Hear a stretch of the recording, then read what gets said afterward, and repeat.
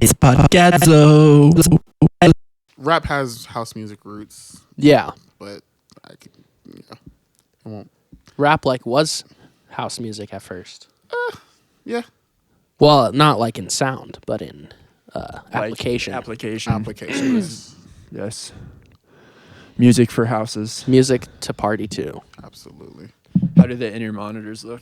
Pretty cool. You look like a professional. Sweet. I wish I had in-ear monitors. Yeah, me too. I think they're gonna start to bother me, but You get used to them. And the Stein. a true professional. Professional podcaster here. I mean, I was thinking about it. My water bottle is pretty much just a Stein with a lid. Yeah. Not It'd too be nice far to off. have we could build on a nice handle I like could, this. yeah, we could just put a handle And there. lots of Steins do have, the traditional Stein things, you got that little metal cap that goes on it. I did not know that. Me neither. Oh, I'm I have not, I'll bring one that over. much of a virgin. It's What? First I don't of all, just collect Steins and Stein accessories. First of all, that's way Too busy cooler than fucking your having dad. sex. Welcome back to Podcadzo. Wrong hole. Everybody, please welcome our first guest on the podcast when we had him, and now our first returning guest, CHIEF OJIH, aka Quincy. Hell yeah. Welcome back, man. What's up? What's up? Good to have you back on the Glad to be back. podcast. Glad to be back. So you were telling the story, and we wanted to save it for the pod, of you meeting someone recently. Yeah. For sure. So, yeah, got to meet Simon Doty. That was amazing. I was out here fangirling. It's crazy. I genuinely feel like I made this man uncomfortable, but it's just nah. Well, he obviously thought it was good Yeah, because he he was posted feeling it the on love. his Instagram. I wasn't even expecting that. Yeah. Seeing that on his Instagram, I'm like, oh, damn. Yeah, I mean, a post on, or a photo on the story, maybe, day of. But nah, you made it onto Yeah. an actual post, days after Onto his the grid. show. Yeah. Immortalized on his page. No, it was, like I said, it was cool getting to meet him. What happened was he was opening up for Above and Beyond at Red Rocks. And I was in line to get one of the Above and Beyond jerseys they just released. It was a red one that he was wearing that day. And I was like, oh man, I want that jersey. So I'm in line and bro just walks past the line casually, just not even saying hi to anyone, just walking around Red Rocks. Cause I think that was his first time actually performing at Red Rocks or even being at Red Rocks. So he was just checking it out. And I'm looking to my left. I'm like, is that fucking Simon Doty? What the hell? Do you think he was getting recognized a lot? Were people around you looking at him too, being like, "Oh man"? Probably. People in line were just so focused on trying to get them jerseys because those things were selling out. Yeah. But I noticed and I was like, "Oh shit, that's Simon fucking Doty." So I'm over here contemplating my life right now for 5 minutes. I'm like, okay, do I talk to him? Do I not talk to him? Do I just do I stay cordial, stay cool? But then I thought to myself, I was like, you know what? Fuck it. When am I going to see him next? Ever? This is a once in a lifetime opportunity. So I literally turned over. I'm like, Simon! He turns around and I promise Wallace. I shit you not. He turns around and looks mortified at first.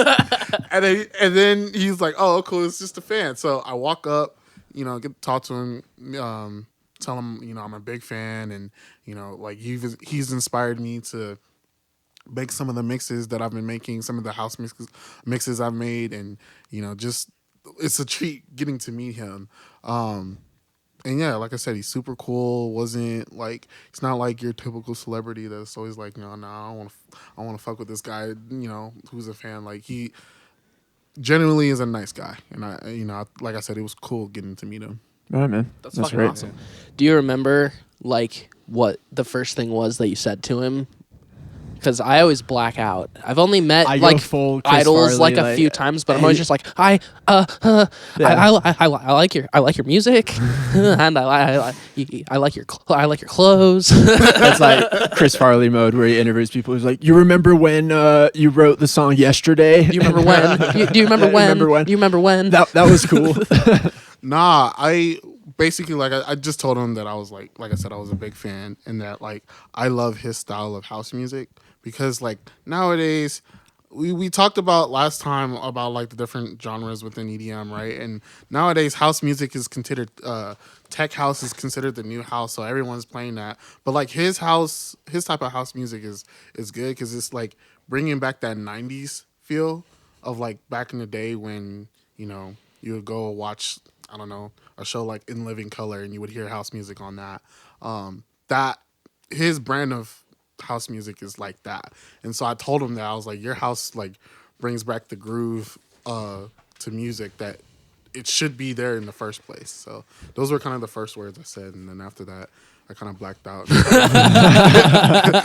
He just kept shaking his hand. That's a courageous introduction. It is to make really to brave. Yeah.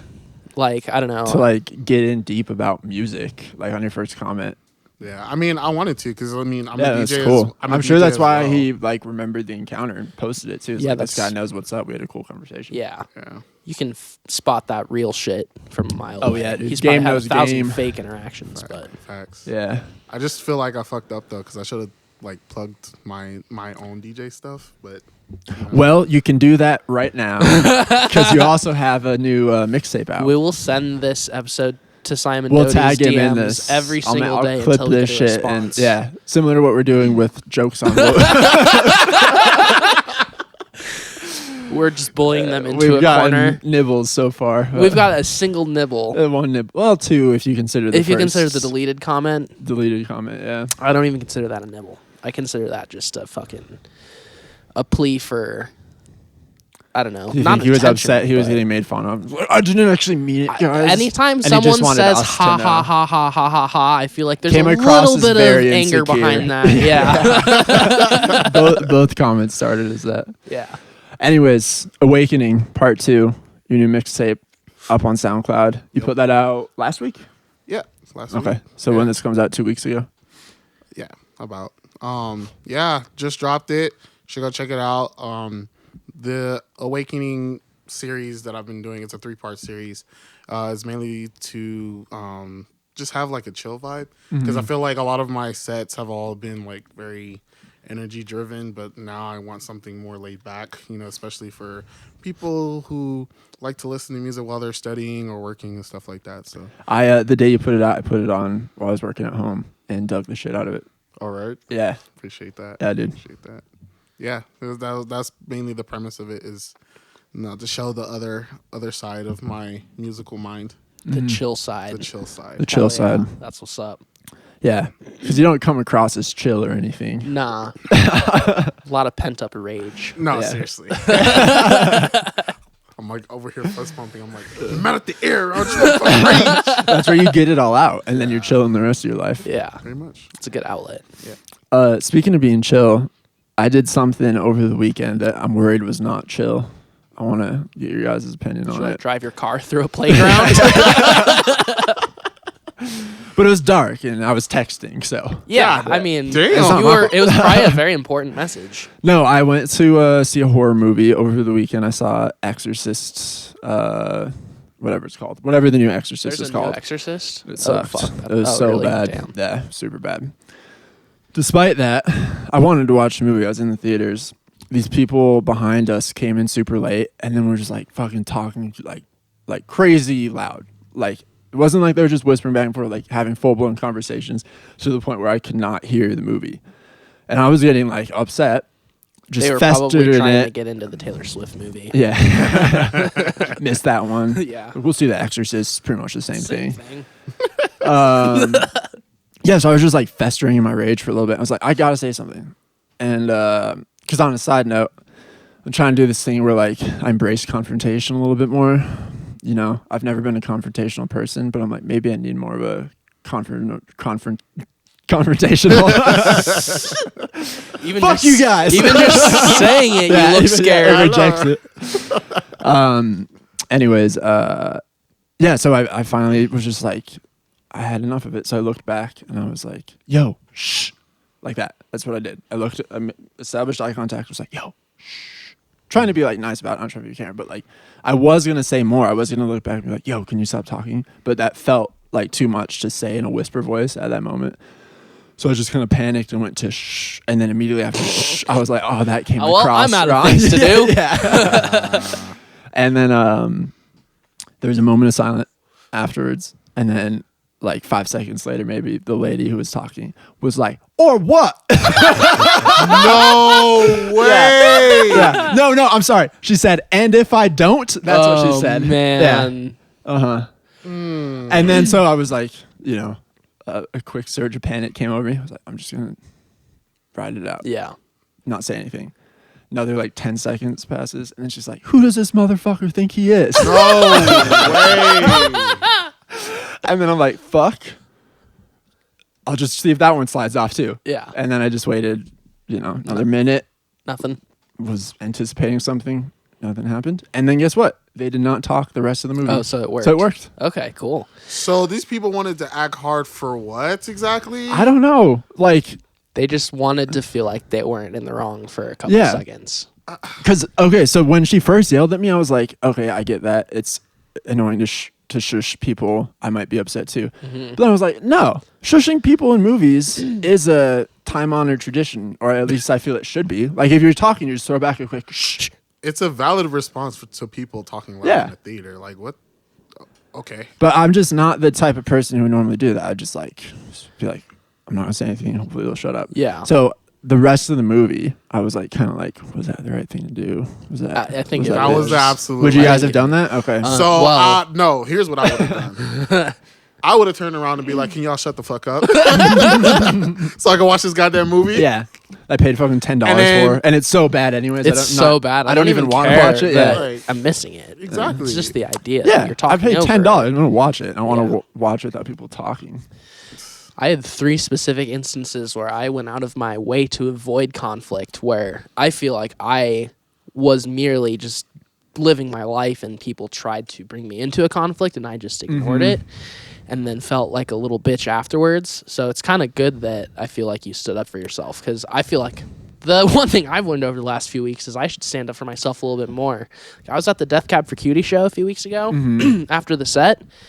Went up, was just waiting for my turn to ask for a set list or whatever, and I was next to these 3 chicks. And then the sound guy walks up with the set. He puts it out towards me, and I just grab it and turn to walk away. And then this chick's like, "You fucking asshole!" And I turn around and look at her, and she's like, "That was totally for her." And she points to her friend, even though this chick is already holding a set list. Wow. I just look at them for a second, and they're just like, "You're a fucking prick." So I just handed her the set list and walked away. Wow. And then they kept talking shit. As I was walking away, they were like, "Can you fucking believe that guy was such a dick?" Even so after you gave him the set list? I turned around and I was like, "Dude, I'm fucking sorry." He literally handed it to me. It went into my hands. I'm sorry, I didn't know. And they just completely ignored me and kept calling me a dick, in front of my face without looking at me. And then my blood is boiling right now just hearing that story. I'm pissed. I'm upset. And I thought that was just a one-off instance of being yelled at by some fucking bitches. And then I was at the store and I was in the dairy aisle, and this lady was with her friend, and they were kind of standing in front of where I needed to go. There's enough room for me to just walk in between them. So I just did exactly that. I just walked in between them and grabbed what I needed. And then as I turned around, this chick's friend was like, "Excuse you." And I was just like, "Ah." And then she was like, "No, excuse you." And I was like, "What?" I didn't think I got in anyone's way. I didn't think I was rude to anybody. And then she just went like this. And I was just like, "I'm sorry." And then she was just like, and then I just walked away. I feel like in those instances, I need to be like, "No, fuck you." People being irrationally upset is one thing, but then if you apologize, which you shouldn't be doing in the first place, but you apologize just to smooth over the situation and appease them, and then they're still in a tiff I'm not saying about sorry it that I fucked up. I'm saying sorry that this happened. Sorry you're upset.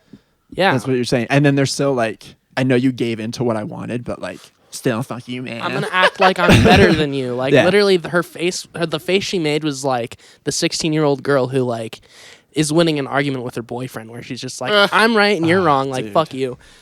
Yeah. See, I'm glad I never have these kinds of encounters, because I feel like people are just too scared of me to do anything anyway. Because I have this really bad RBF. I will admit that I have really bad RBF.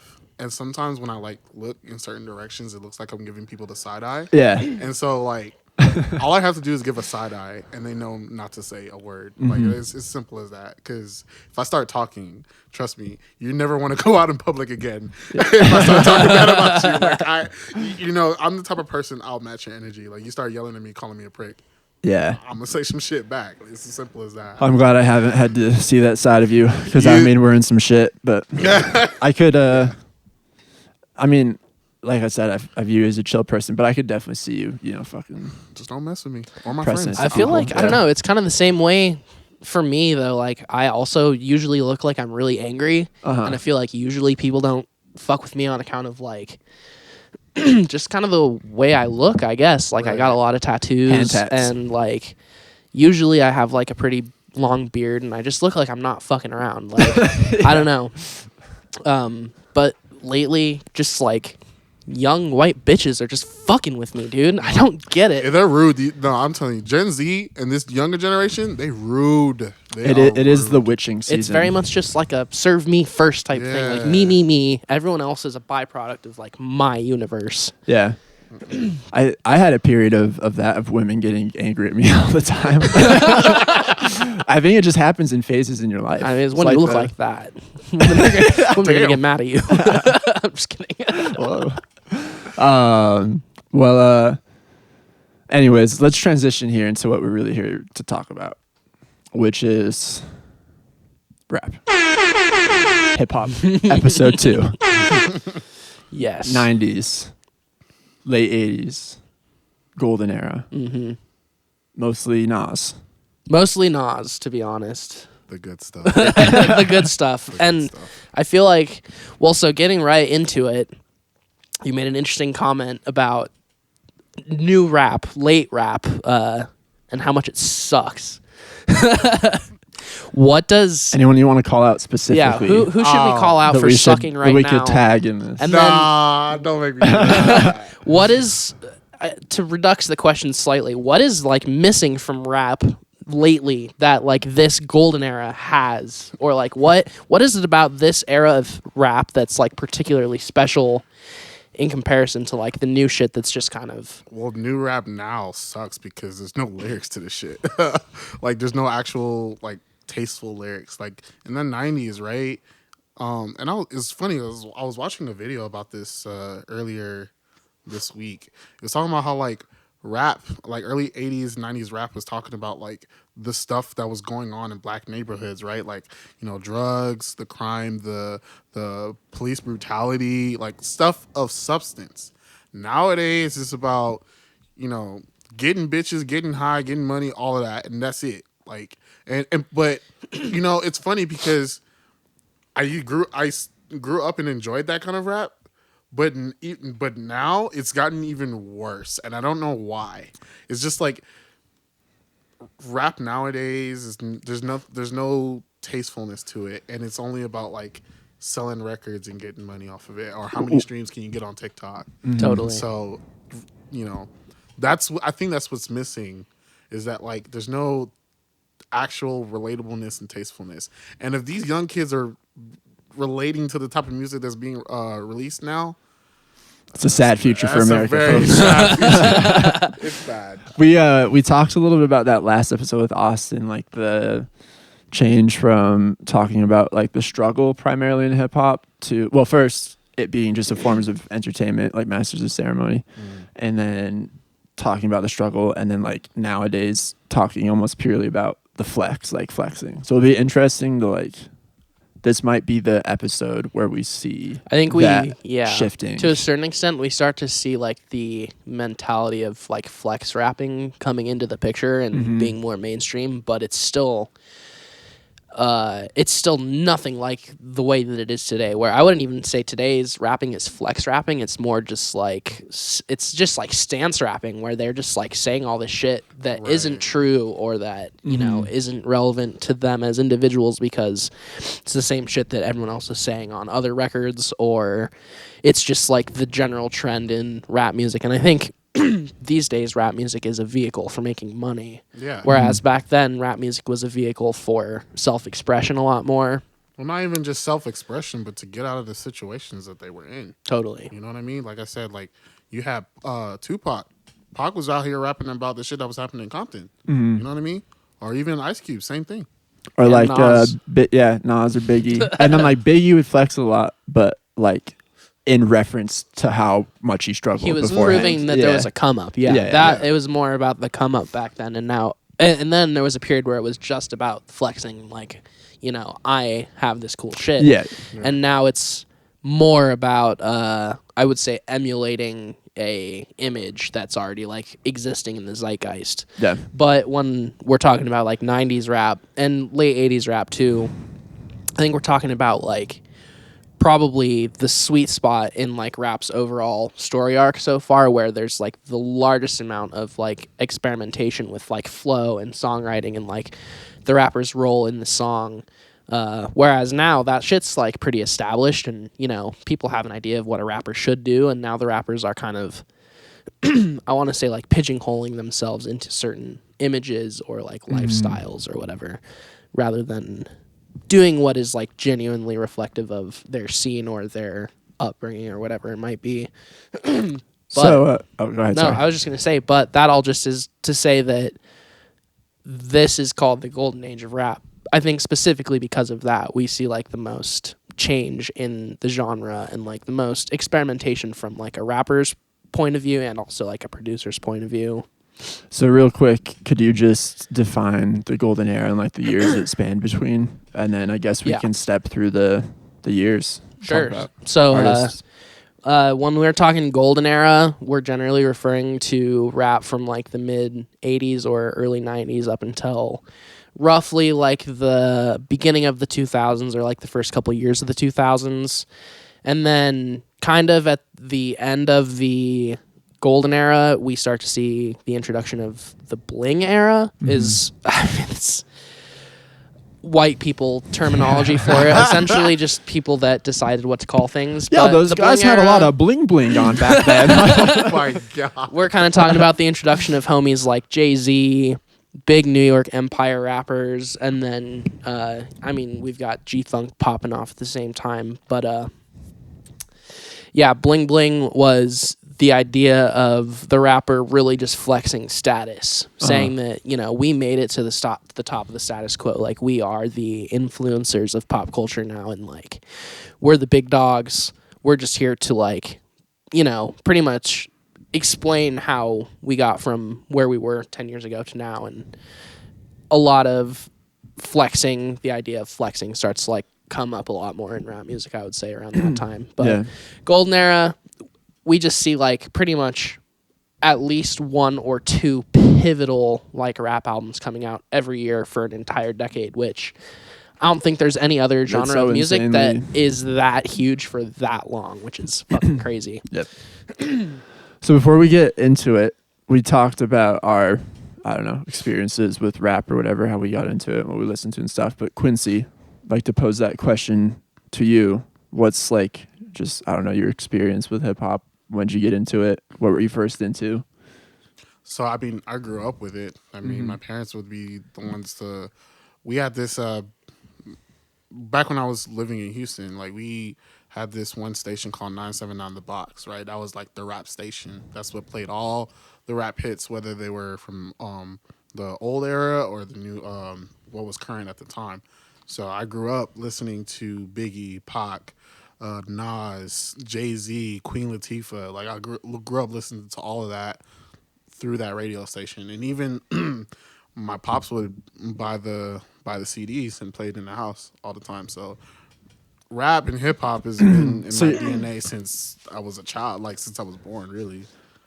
Your dad, I hope you don't mind me saying this on the podcast, is a cop. Yes. We can, I don't know if you want me to. That's fine. No, yeah. No, Go ahead. to disparage personal information. But anyways, And his address is and his social security number.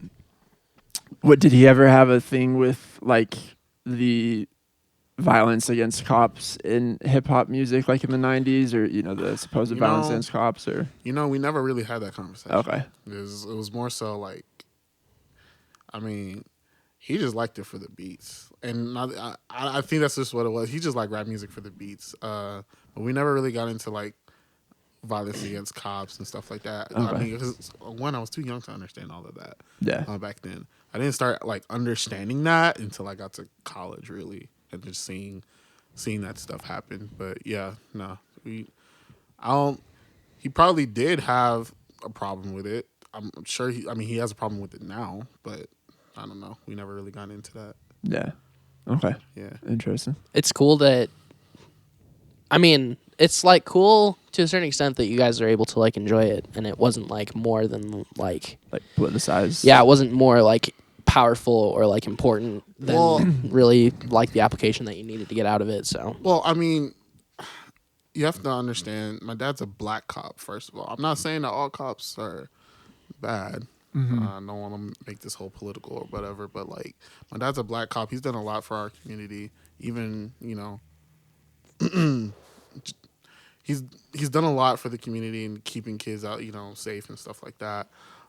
So I didn't really see any kind of malice towards him being a cop, because he was just, one person in the community. Oh yeah. He was policing, so sure. yeah, never really saw that. Just like when you like in these like documentaries about hip hop in the 90s, they always bring up like the wave of protests against rap around that time. My and dad it was a lot of people like yeah, he was one. Shoot, like I said, as soon as a rapper, like if Nas was to drop an album right now, my dad's gonna go pick it up, and he might. He's probably and it's out now. Yeah. Like Magic 7. Yeah. Like I said, I grew up listening to that, because this man would buy the CDs like immediately and would play it around the house all the time. And that's kind of the cool thing about, I think, like that era of rap too, is it wasn't necessarily at the point yet where it was like politicized. It was still more just like socially taboo, and so it was a lot easier to, I think, pick and pull certain messages or ideas, or just like relate certain things back to rap. When was Straight Outta Compton? That would have been in the 80s. Yeah, late 80s. Like, yeah, 80. Okay. 7. Yeah. Something like that. And I think, I mean, the important thing, obviously, like most people already know this, but NWA, their messaging was really like purposefully brash and like very attention grabbing on purpose. Like, I don't think the sentiment was ever like fuck all cops. It was more just like, we're trying to get the attention of like the system, and the best way to do that is just by saying fuck you. Like, it's to get the point across. Exactly. It's simple. I know like Ice Cube has since in various years like said that he like supports the police, and he's like worked with the LAPD a bunch of times and all that shit. So I don't think it is as simple as just like fuck the whole system. Yeah, it's more just like we're gonna say what we need to say to get the attention of like the big guys who can change punk things. ethos, like what a bunch of punk bands did. Like with the Queen. Yeah, exactly. I mean, we talked about it last time. There's very, when it comes to like punk and rap, there's similarities in that aspect. Just like, definitely you're trying to get the point across. Totally. And if it ruffles some feathers, that means they did their job. Yeah. 100%. And I think the other interesting thing, not to obviously like dwell on this too much, but the other interesting thing is like we talked about our kind of like rap introductions and like how we got into rap last week, and for us it was very much like, I think rap was introduced as like somewhat of a novelty, or just like not a gimmicky type of music, but just like a type of music that was meant to be taken like less seriously than like rock or guitar based shit. And then, I mean, if I put on rap when I was growing up at my parents' house, my dad would have been like, turn that the fuck off, Well, songs were always introduced. Not because of like the content, but just because he fucking like hated it. Like, it didn't have a guitar in it. It didn't have real instruments, and so he didn't like it. That's the harshest Jerry Garcia quote, I think, is he says, rap isn't music. Rap's not music. Yeah.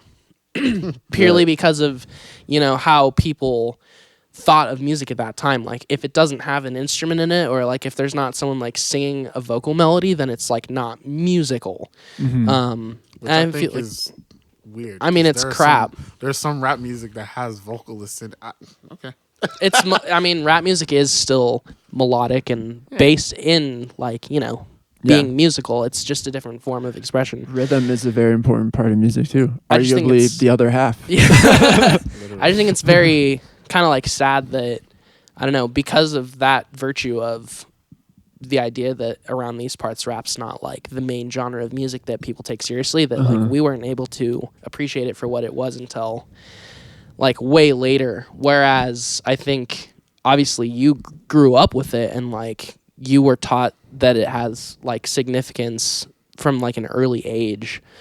And so I think it's just cool, or not cool, but interesting that we have like those different kind of like viewpoints of it, where like, you know, rap is essential for, you know, most of America at an early age, but I feel like we didn't really see that because we missed the golden era by like a couple years. Yeah. We're like born in the late 90s, and then by the time we're like gaining sentience and able to like form opinions, rap's kind of just viewed as, just like that gimmicky anthem shit that we grew up with in like the 2000s, and the golden era was like not paid attention to really by the time we were kids. I feel like you only heard a rap song for like novel reasons, like Julian was saying, as a kid here, like either because someone rapped like really fast in it and it was impressive. Like I remember Look at Me Now was like crazy for like a while Rap God because of Busta Rhymes verse,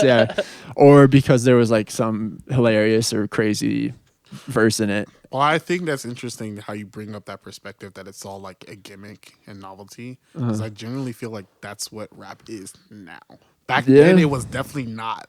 I mean, at least from my viewpoint, it wasn't, because like I said, there was a message to it. But now, I feel like there's this whole novelty and gimmicks behind it. Like, it's crazy. And not to make it like all about like a race thing or whatever, but I feel like white people kind of just ruined it to a certain extent, because I think a huge part of rap kind of turning into like the anthem machine was like white people in the mid 2000s started to grab onto like anthemic rap or anthemic hip hop tracks. And then, you know, big rap moguls realized, hey, there's like money to be made here. Like we can focus more on hooks and melody, and we can like really sell like a shitload of albums to this whole new demographic. Not to say that that's like what motivated the entire movement, but like that was certainly a huge part of it. And I think now we're seeing the after effects of that being like oversaturated as fuck, where like everyone just wants to make tracks that sound similar to tracks that already exist, because they know that's a surefire way to like make a quick buck or get to the top of the charts real fast. I mean, it's the only thing to get noticed too. Like you have to have that one viral gimmick that is gonna grab the attention of all these kids on social media, and that's how you get hot. That's why you're seeing a lot of rappers nowadays becoming one-hit wonders. They have that one track, and then after that, oh shit, now I gotta produce another one that's gonna be just as viral, if not more viral than the last. Make it sound the same but crazier. Yeah. Or like features have become a bigger thing lately too, where it's less about making a good verse for yourself and more about finding the right feature to be on the track, so that you can like kind of be around that feature or whatever. For example, Drake on any record now will go triple platinum and that be the song. And mind you, that song could be complete shit, but as long as people Usually see Drake, is. usually is. But as long as you see Drake's name, it just becomes like the hottest track ever. Be the best track of 2023 or whatever. I'm like, wait, this shit sucked. Dude, it's the most insane, unbelievable, like hit single factory where he's just churning it out. Like, when will it end? It's anyways. Okay, so should we talk about some albums? Yeah, let's get into this. And maybe I also don't, not to make it all about race, but I was wondering an interesting way to get into this might be, I had the question, when was the first significant white rapper in the history of hip hop? were there any white rappers in the golden era? That's something we can look out for. Or do you know of any? Well, okay, so obviously we have to talk about Eminem a little bit. Oh, okay, yeah. I guess he's considered in that. It's interesting because he has the Slim Shady EP comes out in 1999, I think. Yeah. So it's kind of at the very tail end of the golden era. But I mean, Dre had known about Eminem for like at least a couple of years before that. So I like to say that he is in on the ground floor when it comes to like, you know, helping change the genre and like change the way the genre is perceived. For the record, I think Eminem is crap now. I think he's been crap for a long time, which is unfortunate, but his debut, like the Slim Shady EP and then his debut changed, I think, in a lot of ways the way that people like perceived hip hop. And I think he obviously like forced a lot of black rappers at the time to like reassess like how much work they were putting into their flow, because like at that point in time no one wanted to be like outdone by a white rapper, and that, and not like to say that they hated him because he was white. That wasn't like that. And I think a lot of people, especially like with all the like social shit that was going on around the time, a lot of people tried to make it seem like people hated Eminem just because he was a white rapper, but it was never like that. It was because, again, of his like abrasiveness or like the way that he said shit that people weren't used to. But at the same time, like when he came out and arguably on his first EP had like already established that he was like the best rapper from a flow perspective at the time, like put a lot of like fire under people's asses. Before him, is it just Vanilla Ice though? Is there anybody else?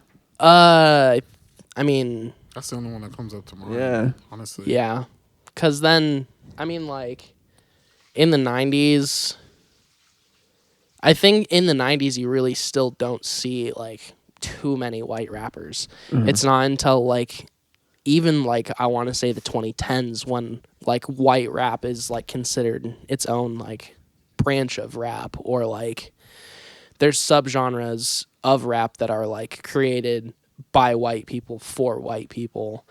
Up until then, it's pretty much just black people create the trend and then white people kind of like hop on that trend and do what they can with the tools that they're given. And not to say that Eminem didn't like reinvent the game, because I think he definitely did in a lot of ways. Bro was hot. Yeah. Bro, anytime he released a project, he made his own brand. I feel like he made his own brand of rap, and like you said, like people that were already in the rap game, they didn't take too kindly to that because back then they thought, well, rap is a black genre. Like, this is our music. Like, what is this dude coming in here, you know, reinventing all what we built, right? So yeah, it's crazy to think about the things that Eminem has done for the rap, and I think he was pivotal in that, and how it's shaped to lead other new rappers that came after him, right? Like when he was working with Dre and that whole D4L project. Like, I love that shit. Yeah. Yeah. And I think it's cool too, like a lot of ignorant people don't really realize that Dre like brought Eminem onto the scene. But I feel like when you realize that, then you're kind of realizing Dr. Dre saw the potential in Eminem to push the genre in like a different direction at the time when it was really crucial, because G-Funk had been popular for years, and then, you know, people had kind of stopped wanting G-Funk and they were more wanting like narrative rap. And I think Dre obviously was never like the strongest rapper in NWA. He was always like viewed as the producer. And so him finding Eminem and really like having the confidence that like lyric based rap would be like the new popular thing. I think that's just interesting, because without Dre like knowing that or foreseeing that, I don't think Eminem necessarily would have popped off the way he did. He probably would have had a lot more like people saying, "Oh, you can't rap, you're a white guy," right. You know. But well, always good to start any discussion about hip hop off with a detailed bit on Eminem. Totally. But other than that, I mean, if we're just going from like 1990 through 1999, like there's a shitload of albums we're gonna see. So I feel like the best thing to do is if an album pops up that is important or that should be discussed at further length, just tell me to shut up and then we'll talk about it for a sec. But otherwise, this is pretty much just a timeline. Oh my god, Public Enemy is someone we didn't mention in last one when we were talking about Big Dogs and Salt and Pepper. All right, anyway, talk about Salt and Pepper. See, that's the thing. I feel like when we're talking about this era of music, everyone obviously has like their favorites. Like there's, 1 to 3 like big dogs that people just love and worship. And then there's other albums that are of that same caliber that just fall under the radar for some reason because it's such a vast genre and there's so many releases at the same time. That's why they called it the golden era, because there was so much that released at the time that was just so good. Like, I don't know if this award show came out during that time, but there was an award show that I grew up watching on TV on BET. It was BET Awards. Mm-hmm. Yeah. And man, there was one year, I think within the golden era, where like every album, or I think it was like album of the year, every album deserved to win it. Yeah. And everyone had their own pitch on why they should win it. Like, you couldn't choose your favorite one. You couldn't choose album of the year. So it was just like, damn, how do you pick your favorite one? Because they were all so good, right? Like, we're looking at it now, right? 1990, you had Ice Cube, MC Hammer, Salt and Pepper, Will Smith. Like, come on now. Like, you really... I grew up listening to all of that. I couldn't choose one. You couldn't make me choose, because I'm like, they're all good in their own way. So how do you choose? Right. And they're all so different. Yeah. And the genre's evolving so quickly that like you're getting a different thing out of each listen kind of. And the hip hop of the time is still kind of divided into the regions where like each region has its own thing going on. Right. I think the longer we go down this list, the more we see it kind of amalgamate into like one big picture of what rap kind of is, or like who's influencing rap. But for now, it's like, yeah, if you want that, like, fuck the cops, narrative rap, you're listening to Ice Cube. If you want that, like, G-Funk, good feeling party rap, like, you're listening to not Ice Cube again. You're listening to, like, Dr. Dre. If you want, like, hard, like, beats and you want, like, honest day-to-day perspective rap, you're listening to, like, East Coast rap. And then, like, you have Southern hip-hop, which kind of fuses all of that together and becomes its own thing.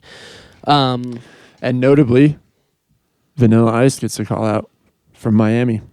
After an Atlanta-based DJ plays the song Ice Ice Baby by accident, the track becomes a hit for Miami-based white rapper Vanilla Ice. That's hilarious. I had no idea it was an accident. Sometimes things like that is what makes people hot. Yeah. Oh, and then we didn't talk about Biz Markie, who I feel like should definitely be mentioned. That man needs his flowers for sure. And let's see. Oh, the Boys in the Hood album comes out. Damn. Have you ever seen the movie Boys in the Hood? Of course. Many times. It's so fucking good. I saw it like super young and was traumatized by the guy getting shot in the alley. Welcome to the life of Black America. Especially during that time. Yeah, that's funny. That movie really traumatized me.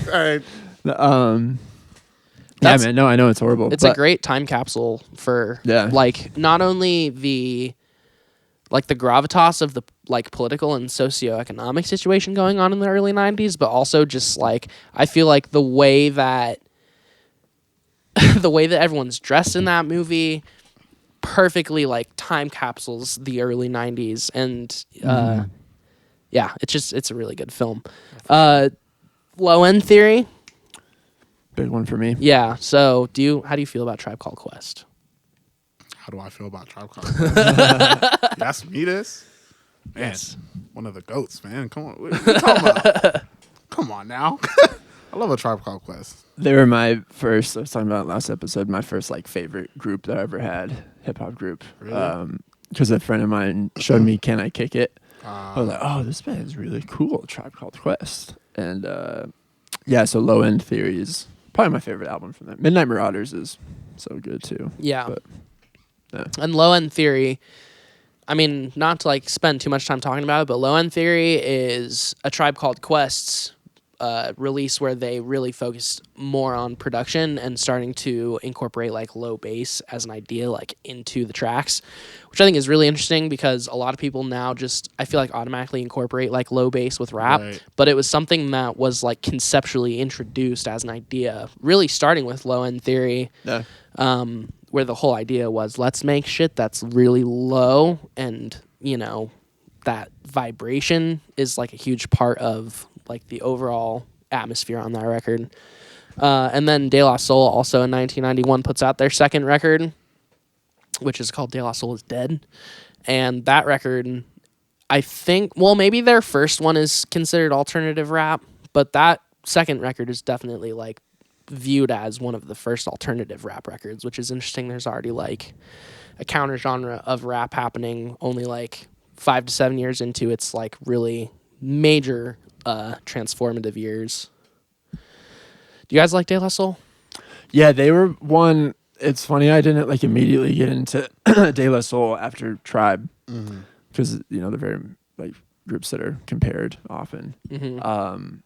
So it was like a while after being in hip hop that I revisited De La Soul. But yeah, they remain a big one for me. Yeah, and they definitely are like the first kind of concrete evidence in the timeline that like people are striving for a slightly more experimental like rap style. Right. And then NWA put out their second full length in 1991. Do we need to talk about Vanilla Ice's movie? I think everyone knows about that movie. If you haven't watched Cool as Ice, I actually you need to watch have Cool as not. Ice. Like, come on. I have not. I definitely will be though. It's simultaneously fantastic and horrible. Yeah. It's one of those. Good. And then, here we go. A video showing 4 LA police officers brutally beating a black man named Rodney King is played at a news station all over the country. Several rappers contend that this has been happening for years in inner cities and call for a change. So I just want you guys to know, y'all should all know who Rodney King is. yeah, and I was going to say, for anyone who might not understand the situation around Rodney King, do you want to like briefly, or as briefly as you can, try to like summarize how the Rodney King situation like lit kind of like that fire under rap for the next couple years, or not without reading some notes on it. Yeah, honestly. no, totally fair. But I mean, if anything, that just kind of shows you the kind of shit that black people had to deal with back in the early 90s with police brutality. And I mean, fast forwarding up to what we saw during the pandemic with the George Floyd incident, it's the same thing. So it's like that. How else do you change a system without rapping about it? And that's what lit a fire into a lot of these rappers. Is like, we got to get this message across. Shit's not changing. So how do we do it to where people are going to catch on and people are going to help us protest the system? And so, yeah, that's pretty much I would say my summary of it is just like, it's what happened with Rodney King is technically no different than what happened to George Floyd. It is sort of the same situation where police brutality is at an all-time high, and the system of the police system in general, the justice system, needs to change so that we as minorities in this country don't have to feel afraid when we see a police car. You know what I'm saying? So yeah, no, that's beautifully said. Honestly, I'm sorry for throwing such a tough question at you, unprepared, but that's like, in my opinion, like the perfect answer. Like Rodney King being so publicly televised was like the thing that unified rap at the time to really have like a message or like a greater purpose of saying like, we're gonna exist to like call out injustice and wrongdoing. And up until then, I mean, you had like NWA who were saying like, this shit's going on. You had obviously like East Coast rappers, the vast majority of them all saying this is going on. And then we had like a national broadcast news incident that proved like this is going on. And you had pretty much half the country saying this is fucked up and this needs to change, and then the other half of the country saying, we shouldn't be shining a light on this. This shouldn't be getting attention. Right. This needs to be buried.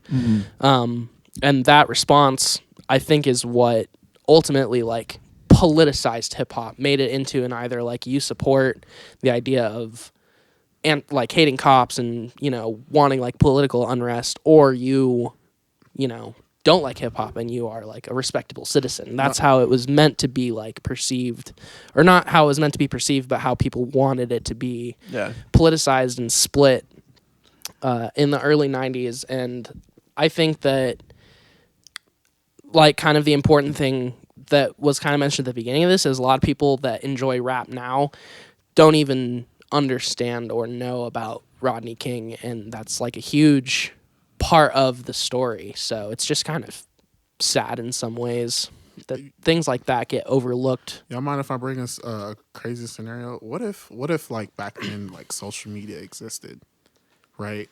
Because like you saw the response about what happened with George Floyd, right? Like George Floyd, I think, was another instance where rap actually united, because you had one of the newer rappers like Lil Baby, who normally doesn't rap about, you know, crazy shit that's happening, right?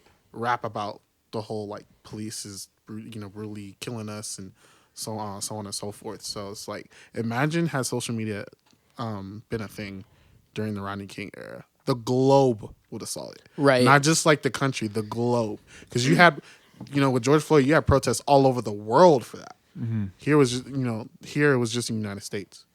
You know what I'm saying? So yeah, and I think a lot of the issue with like content and media being like dispersed back then was people could turn it off if they chose to. Right. Whereas, you know, with like a George Floyd type thing, even if you like are trying to go out of your way to not learn things like that, you're still going to see it at a certain point on your news feed. Things like this back then happened regularly, like all the fucking time. And they were just ignored completely by, you know, the general public, not because the general public didn't care, because they didn't know about it. They didn't have a choice but to stay ignorant to a lot of these things. And the people that did know about it were trying to keep it quiet. Yeah, because a lot of news stations didn't even report it. Totally. You know what I mean? So. All right. Well, that's a fun conversation. Around that time, we see like NWA breaking up because of Eazy-E essentially pushing Dr. Dre out. Dr. Dre quit of his own volition, obviously, but there was a lot of disagreements between Eazy-E and Dr. Dre around that time. And Ice Cube was already kind of doing his own thing. He had a solo album out already. He was, I think, starting to do movies. Yeah. He started acting really early on. And then in 1992, we see Tupac. I forgot his debut is called Tupacalypse Now. Mm-hmm. Which title. Is a fantastic fucking record. Oh, yeah, definitely. What, you got anything about Tupac? You mentioned him earlier, so. I mean, again, if you don't know about some of these rappers, I feel really bad for you. Can't help you now. I don't know. I feel Google is free. I mean, what won't you know about Tupac? I mean, California rapper, was one of the biggest to ever do it. Again, he was rapping about some of the stuff that was happening within Compton, right? Like he was talking about, I don't know if it was around this time, but they was talking about the crack epidemic. I don't think so. Yeah, I think that was more around the time the second album came out. Okay. But yeah, no, he was talking about like police. Again, another rapper to talk about police brutality. Like if you notice, there's a pattern within rappers in this era. It's all about the shit that's happening in black communities, right? So it's, yeah, no, he's been, he's one of the biggest to do it. And I love them in Juice. They talk about Juice here. I love that movie. Yeah. Juice is a good movie. To ask the annoying question, Biggie or Pac for you? Damn. Oh man. Don't make me choose. That's all right. I'm choosing both. Like I'm sorry. Like I said, both rappers are unique in their own way, right? Like Tupac was rapping about like what can be considered woke rap nowadays, like all of the issues. Biggie was doing the whole flexing thing, but he was doing it in a way to like inspire. Like it inspired me to come up out of my situation to get as big as him one day. You know what I mean? So, Yeah, he was always like tying his struggle into Yeah. his success. Like Mhm. came from nothing, now I'm here. yeah. They also, I think it's funny too. Like those dudes always get compared because they kind of epitomize the East versus West Coast thing. Yeah. But when you get down to like their style, they don't really have that much in common at all. No. So yeah, it's more just about like what type of rap you like. Exactly. Like that's why I say I can't. Between those two, I can't choose because both of them had an impact in my life with their rap music. 100%. Okay, so then we talked about Ice-T earlier, and then I tried to ignore him, but I do think it is important to mention the Cop Killa album because it's viewed as like the first rap metal album, which lately, especially with like the underground rap thing going on and like the alt rap thing going on right now, I hear a lot of people saying like, oh, this person is the first person to do like rap metal, or like this person just did a rap metal track for like the first time. I feel like that shit's been around for a really long time. Like Run DMC did rock rap in the fucking 70s. Yeah. But then like this album, Cop Killa, really is like instrumental metal music with Vanilla Ice over the top. So that the idea of that and like fusing rap with other genres has been around for a really fucking long time. And then kind of on the same page, Check Your Head comes out this year, which is the Beastie Boys' third. And that album, I'm pretty sure like instantaneously skyrockets. Like it's pretty popular right off the bat.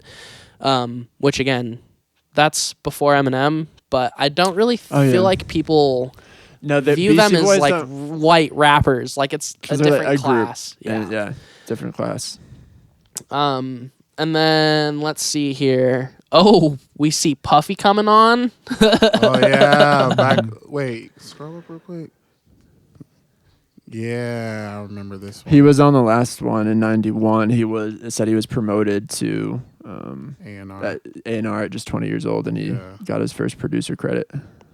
And then, not to dwell on it too much, but at the end of the 90s, the guy who beats Rodney King is acquitted, which causes lots of riots, especially in like California. Yep.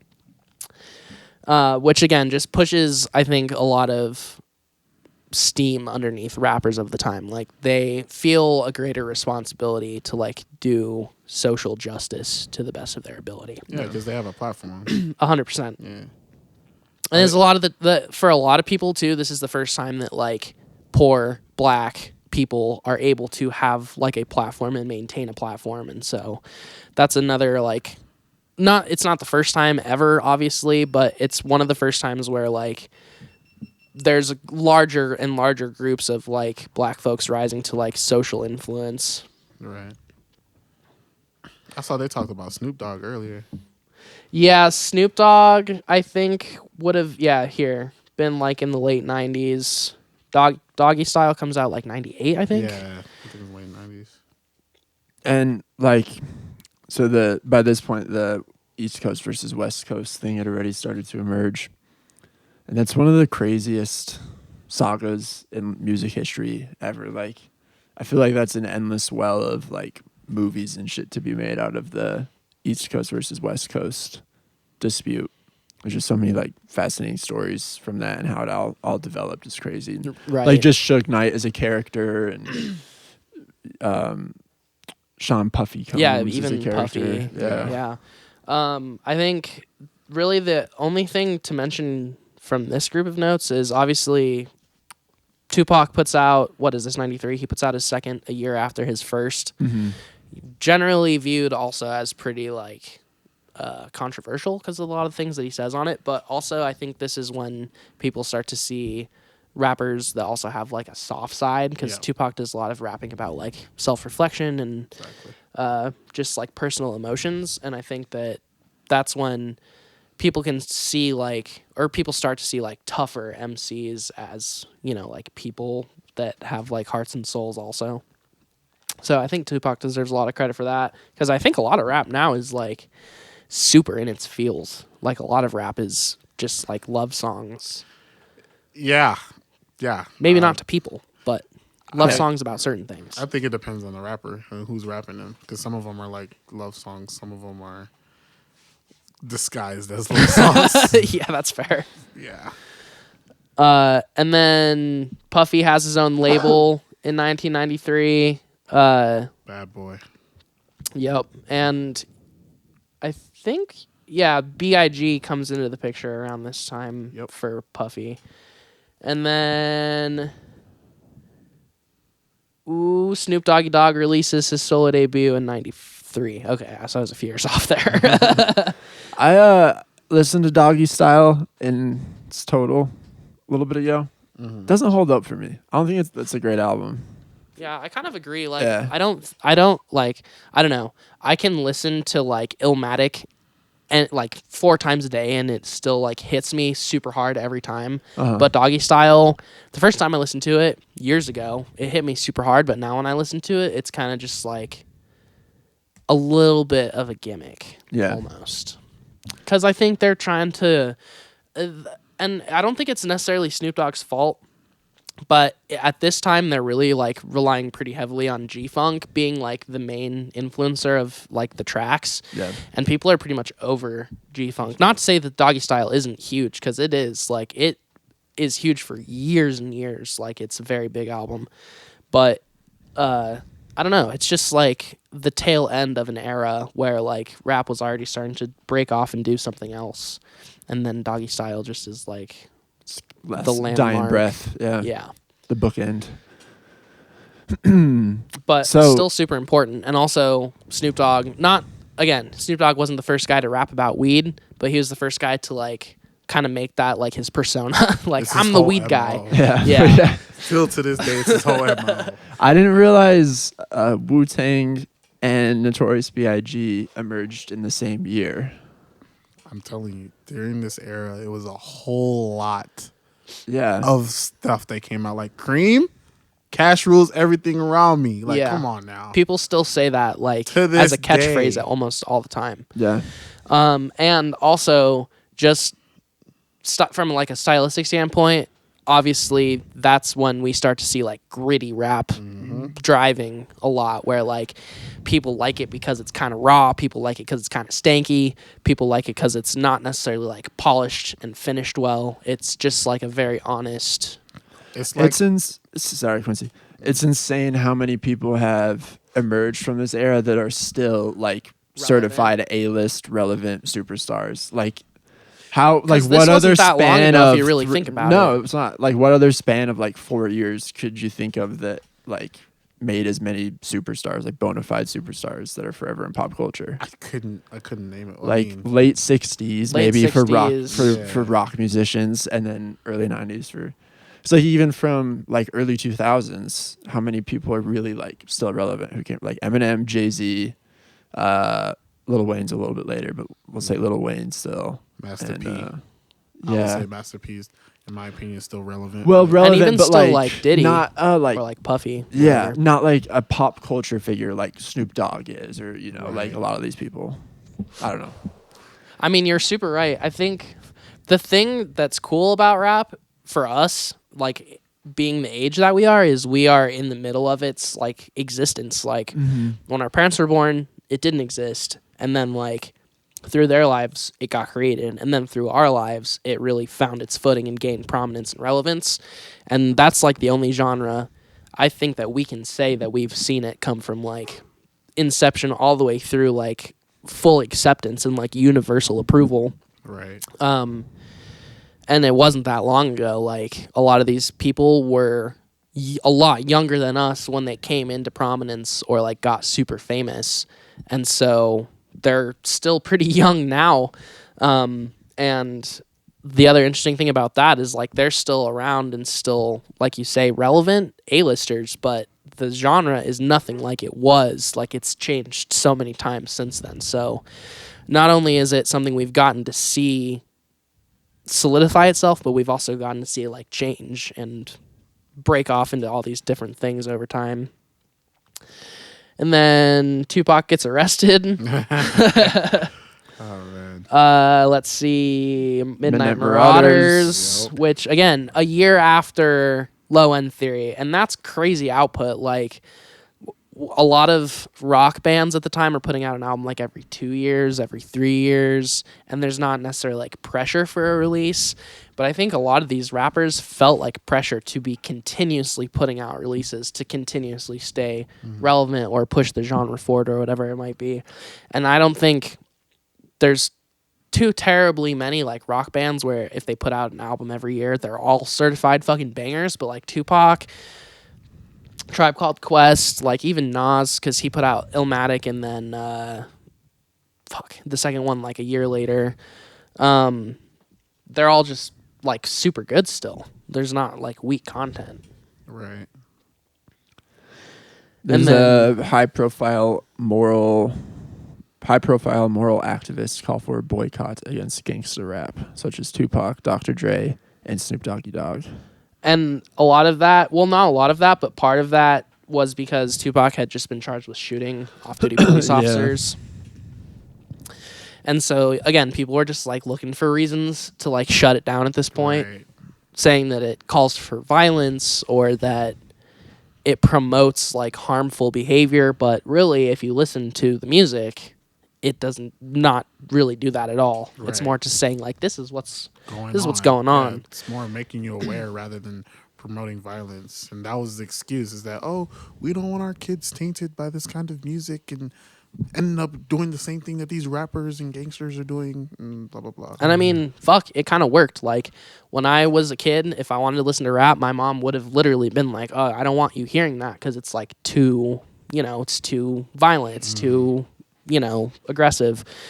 But then like now that I'm an adult, if I put on rap for my mom, I'm like, hey, you hear this? It's nothing like what people make it out to be. Right. Not to say that my mom's like out of touch. That made her sound fucking horrible. But like the perception when I'm a kid is that rap's dangerous. Yeah. I remember my parents having a bit of that.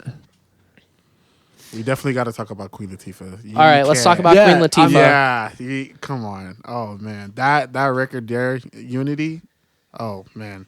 That was a banger. I wish I can recollect the lyrics, but like...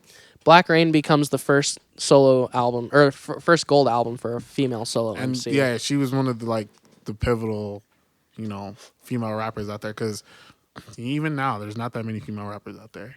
And so anytime I think of like great female rappers like Queen Latifah, Missy Elliott, Lil' Kim, but like Queen Latifah definitely comes first in mind. And they all did something important for rap too, which was introducing the idea of like soul being like a primary influencer on it, because it's all very like soulful music still. Yep. And I think a lot of arguments, like kind of what you were talking about earlier, people saying that like rap is like not melodic or like isn't musical.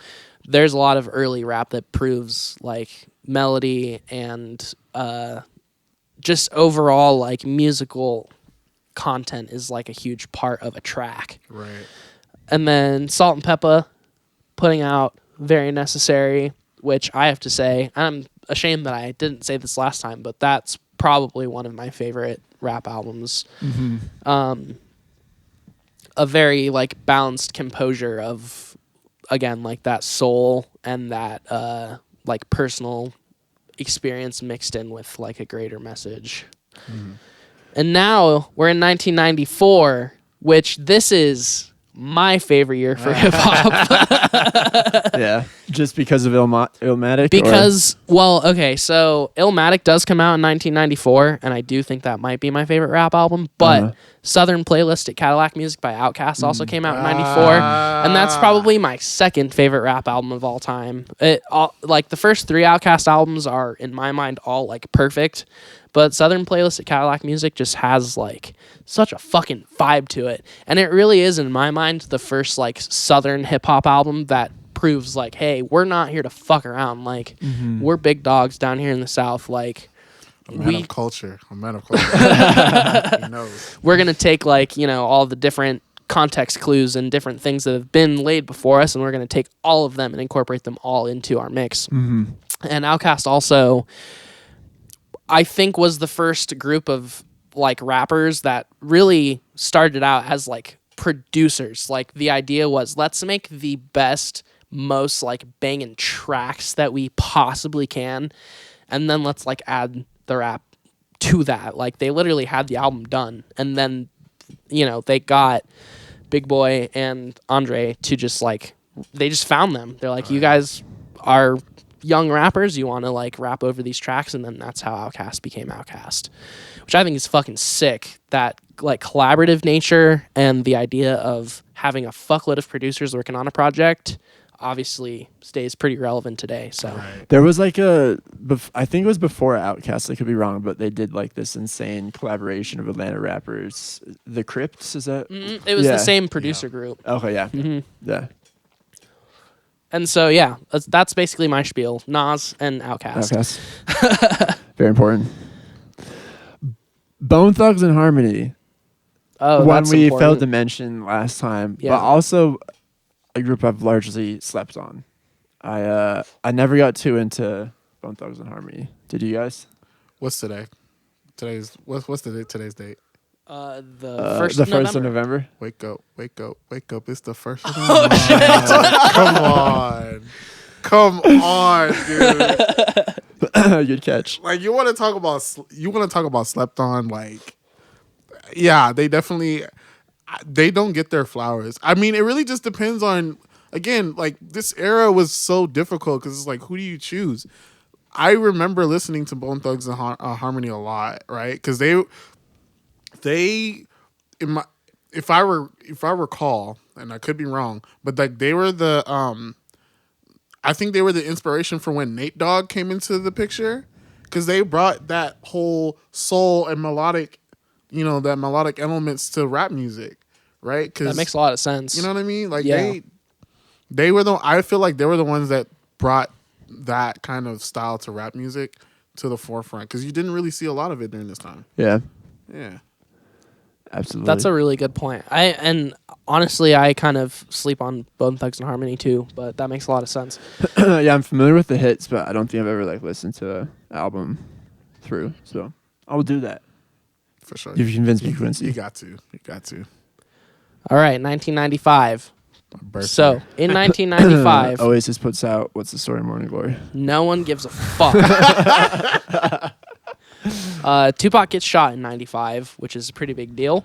Yep. A lot of people think... Not fatally in 95. No, not fatally. He survives this one. But a lot of people think that... Well, not to conspiracy this one, but a lot of people think that first time is like a deliberate setup by someone else to just get Tupac out. And then Jay-Z puts out his first single in 95, which is kind of interesting because the Blueprint doesn't come out for like 2 more years. Yep.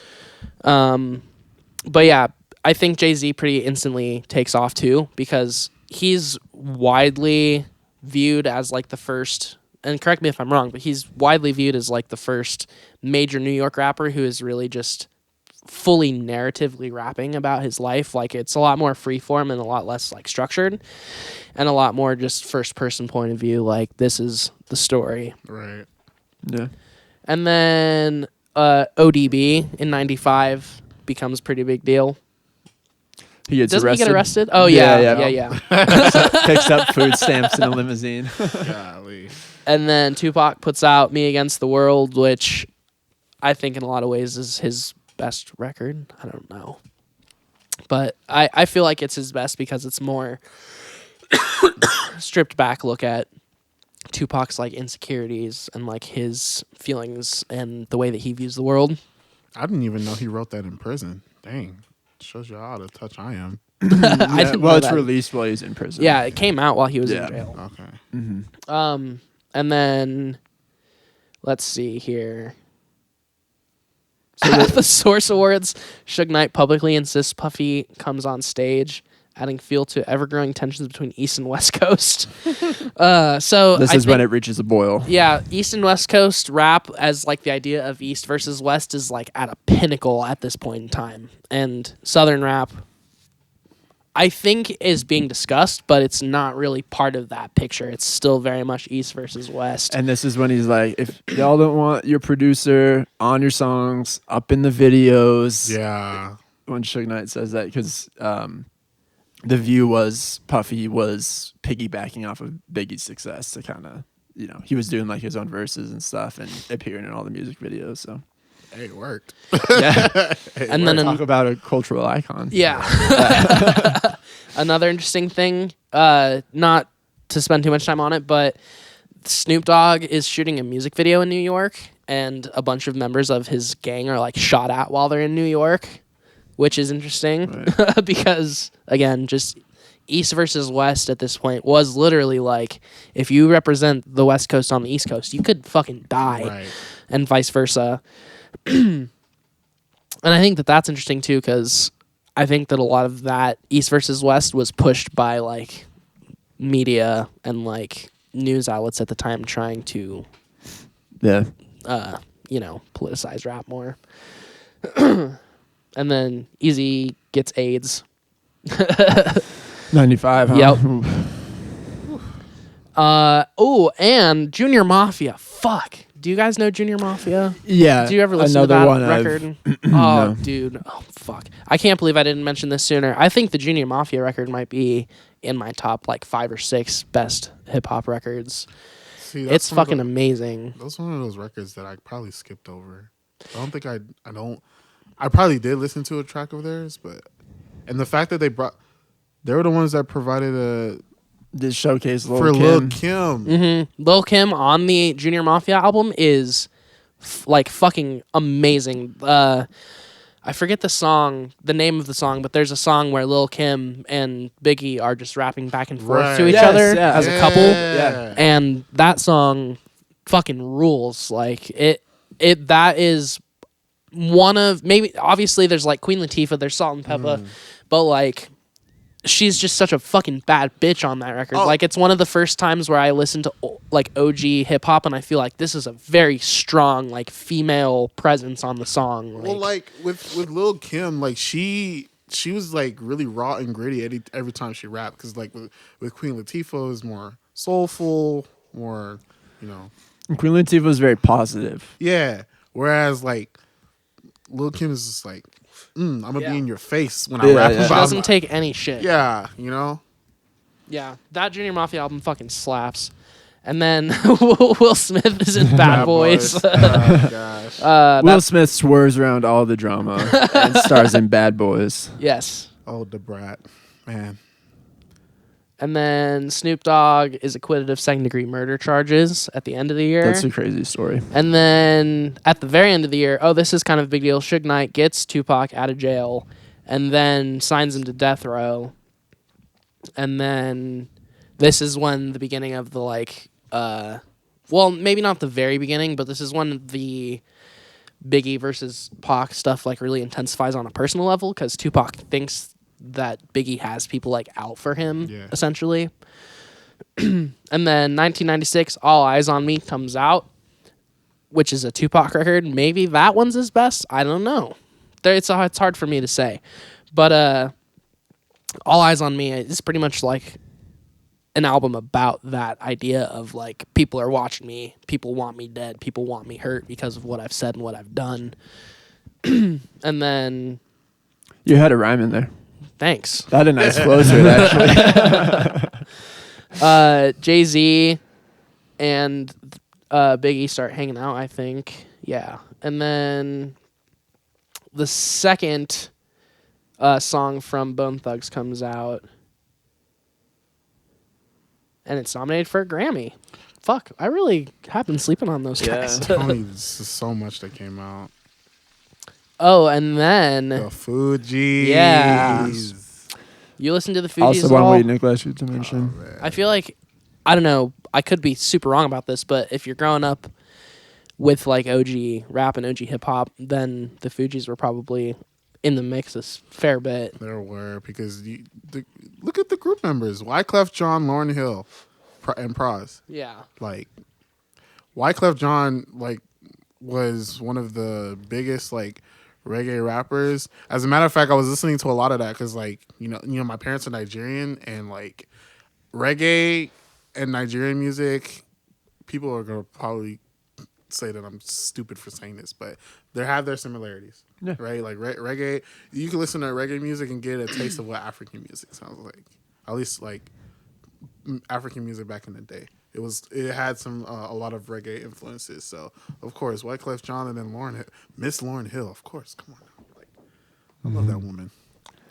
And Lauryn Hill, a long time ago when we talked to JJ, Miseducation of Lauryn Hill was his number one. that was his favorite, and I think in a lot of ways, it probably should be like all of ours. I think it's her biggest project. Definitely. Oh, 100%. And also, I think in a shitty way, like obviously because Lauryn Hill was like a woman in a boys club at this point in time, the album never really got the notoriety that it deserved.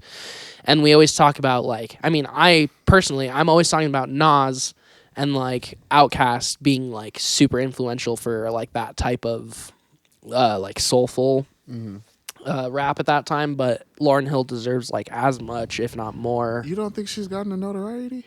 I feel like she's just not talked about as much as, you know, like Missy Elliott or even like just Wu-Tang or like all of the male contemporaries of the same time. I think y'all talking to the wrong people. Because well, seriously, like when you think of female rappers, like I didn't mention her earlier, but she definitely comes up to mind. Like definitely, like, but not just female rappers, but just rappers in general. Yeah. Like and that's where she slept on is like in the list of '90s greats. Oh, okay. You're not going to get a Lauryn Hill on there. Most people like wouldn't say it. Yeah. I feel like, but then when JJ said it, I was like, oh, of course. Like, how could I have forgotten? I'm a fucking moron. And then even just when it comes to like listening to it, like as much as I love it, I'm probably always gonna listen to Illmatic for like no reason really. Right. Importantly, Will Smith stars in Independence Day this year. This is where I think he just like takes a break from music and just starts acting. Oh yeah, for sure. It Was Written came out this year, which is Nas's second full length. And then Reasonable Doubt comes out this year, so I guess I need to get back into Jay-Z because I always thought The Blueprint came first, but I thought so too. Reasonable Doubt is the first one for sure. And yeah, it didn't do well. I think is important to know. A lot of people thought that it was like kind of boring because he had a lot of street cred already for the singles and just like rapping freestyles, but I don't think people really gave a shit about it because it kind of seemed boring compared to like music wasn't there yet. Like it hadn't really reached that reflective state that Jay-Z was trying to get into. Right.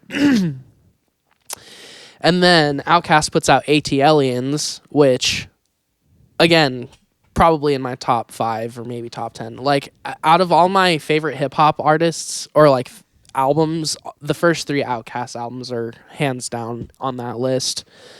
It's hard for me to like choose which one I like more than the last. Yeah. But I think ATLiens starts to like party hip hop. The idea of party hip hop is always big in like the southern rap sphere. But ATLiens is like the grown-up version of party rap where it's like produced very cleanly and there's not a whole lot of like rough edges to it. And the content discussed on the record is like a very even mix of like this is what it's like living in the South, and you know, like let's have a good fucking time. Let's essentially like take what we got and just have a good time with it. The first critically acclaimed Southern party rap album, maybe we should say. Sure, I'll take that. And yeah, it also is viewed to have like a super like futuristic production style. There's a lot of like synthesized shit on that, and not a lot of like loop based shit on that record. And then Biggie gets in a car accident. Eminem releases the debut Infinite on a small indie label, and that one is not really noticed by the masses. Yeah. And then Tribe puts out their 4th, Beats, Rhymes, and Life. Do you like that album? No. I don't dislike it, but just I don't listen to it. I feel like it's the least discussed out of all the Tribe albums. I agree. Generally. And then Lil' Kim puts out her debut solo. And I think that's pretty much it for 96. Yep. And then 97. We might have to cruise through these next years. It gets a lot denser, I think. Pretty much in 1997, I think we got to talk about Wyclef Jean because the Fugees obviously take like their first, maybe not their first, but one of their first like longer hiatuses where they say that they're like done, they're not doing anymore. Wyclef Jean hops into the mix and he is like a solo artist, but also starts helping with like a lot of production for a lot of homies. Shakira. Yep. The most iconic call out in a pop song, everything. Did you see when she was inducted into the I guess it was at the Grammys this year? She won some award at the Grammys, and Wyclef Jean was there as her hype man, kinda. Don't normally watch the Grammys. They're not a real test of music these days. Fuck the Grammys. It's anyways. All right. Me, I'm a music industry insider, so I gotta watch it. But second Wu-Tang album comes out this year. Let's see. We're talking more about Will Smith's acting. Go through this. And Big Willie Style comes out. Oh my gosh. And then the second Snoop Dogg album comes out, which I think people don't really care about. Yeah, see, nothing crazy really happens this year. What was it about Method Man? Oh yeah, Method Man and Redman. Mm-hmm. Oh man. Oh, here we go. Rappers Redman, Method Man, and Foxy Brown get signed to Def Jam Records. And Jay-Z. Yeah. And then 1998, DMX. Wow. We forgot to mention DMX last time, which is crazy. Yeah, well, okay, so I think, and this is going to sound incredibly fucking ignorant, so I'm sorry. I'm from Fort Collins. Leave me alone. I did not. You don't put him in the same class. I just never knew. I never realized how influential DMX was until he died. Yeah. Like, I always like knew of DMX, and I always like obviously understood that DMX was a lot different than a lot of the other rappers at the time.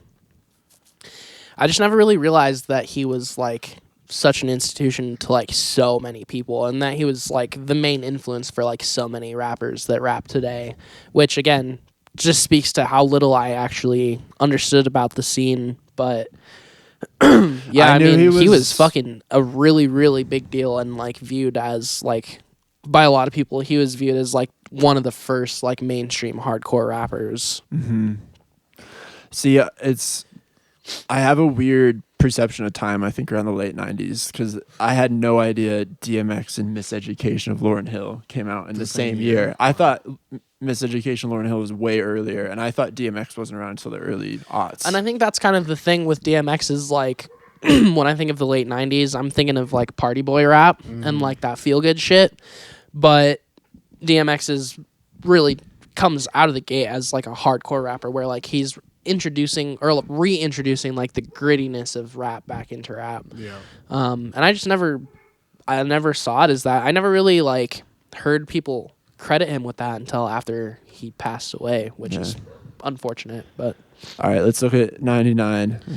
And then Lauryn Hill, Benson's here. Hard Knock Life comes out, which is a big deal for Jay-Z. And then Aquemini, which is Outkast's third, also comes out this year, which again, won't say anymore, but it's fucking amazing. And then DMX comes out with his second album the same year, which I also think is super interesting. He really just rode the scene. And then 99. Did you see something, Quincy? I did. They were talking about New Orleans. Because that was back when... Cash Money Records. Yeah, that's right. Come on, Juvie, Lil Wayne. Wayne. Oh yeah, come on. Wow, so Lil Wayne was 98. Well, in the late 90s. Late 90s. Yeah, late but 90s. I think like his mixtapes didn't really start to get famous until early 2000s. Yeah, but yeah. no, he was rap because back then, like I said, it was Master P, Juvie. Who else? Choppa. Like all the New Orleans rap, like that made it really relatable.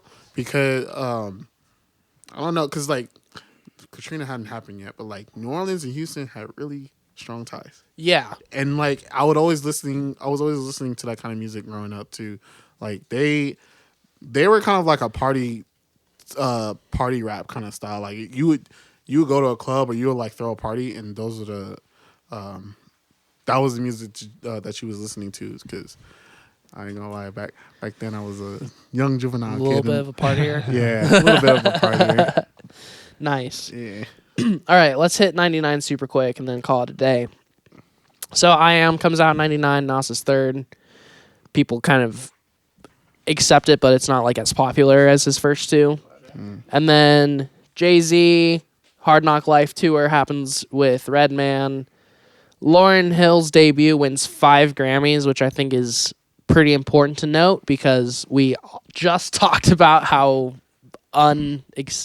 just how overlooked Lauryn Hill is, but maybe that's after the fact. Yeah. Maybe that's at the time she was clearly very appreciated. Maybe it was more just the aftermath of when we talk about the GOATs. I feel like she's just not mentioned that much.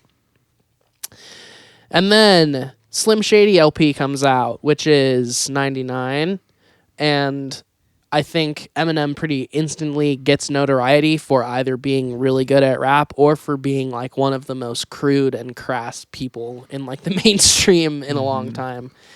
And then Eve. Yeah, Eve comes out. Love Eve. And I guess that just kind of shows that hip hop is starting at the late 90s to go back into like the hardcore mentality, because there is a lot of hardcore rap at the turn of the century. Yep.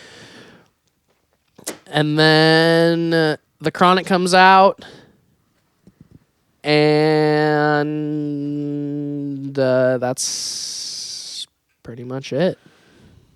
Puffy and J-Lo close out the 90s. I was not sure if I should read that or not. At a We'll New Year's skip that Eve one. party. Okay, well, That's fine. we'll skip Look it up if you're Look interested. it up. Quincy, thanks for coming on, man. Appreciate it. You're welcome anytime. Yes, please come Always back a again. pleasure. Listen to his new mixtape, and we'll see you next week on Podcadzo.